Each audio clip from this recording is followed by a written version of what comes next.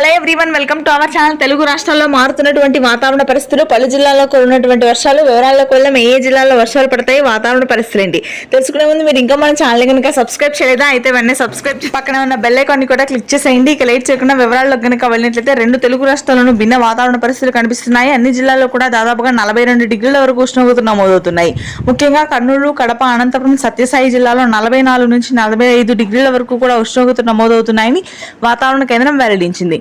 అయితే ఉత్తరాంధ్ర వ్యాప్తంగా మోస్తరు వర్షాలు నమోదవుతున్న సమయంలో శ్రీకాకుళం, విజయనగరం, విశాఖపట్నం ప్రాంతాల్లో ఈ రోజు మోస్తరు వర్షాలు నమోదవుతాయని వాతావరణ కేంద్రం వెల్లడించింది. పగటి సమయంలో ఉష్ణోగ్రతలు 40 డిగ్రీల వరకు నమోదవుతున్నప్పటికీ రాత్రి సమయంలో ఈ వర్షాలు నమోదు కానున్నాయి. బంగాళాఖాతంలో ఏర్పడినటువంటి ఉపరితల ఆవర్తన ద్రోణి కూడా బలపడే అవకాశం ఉండడంతో మే మొదటి వారం చివరిలో భారీ వర్షాలు కురుస్తాయి. ఉత్తరాంధ్ర, మధ్యాంధ్ర జిల్లాల్లో, గుంటూరు, కృష్ణా, కోనసీమ ప్రాంతాల్లో ఉక్కపోత అత్యధికంగా ఉంటుంది. రెండు తెలుగు రాష్ట్రాలను ఉత్తర తెలంగాణ జిల్లాల్లో మాత్రమే కొంతమేర తక్కువ ఉష్ణోగ్రతలు నమోదవుతున్నాయి. నిజామాబాద్, ఆదిలాబాద్, నల్గొండ, కరీంనగర్, ఖమ్మం ప్రాంతాల్లో 38 డిగ్రీల ఉష్ణోగ్రతలు నమోదవుతున్నాయి. ఈ జిల్లాల్లో కూడా అక్కడక్కడ తేలికపాటి జల్లులు నమోదయ్యే అవకాశాలు ఉన్నాయి రానున్నటువంటి 3 రోజుల్లో.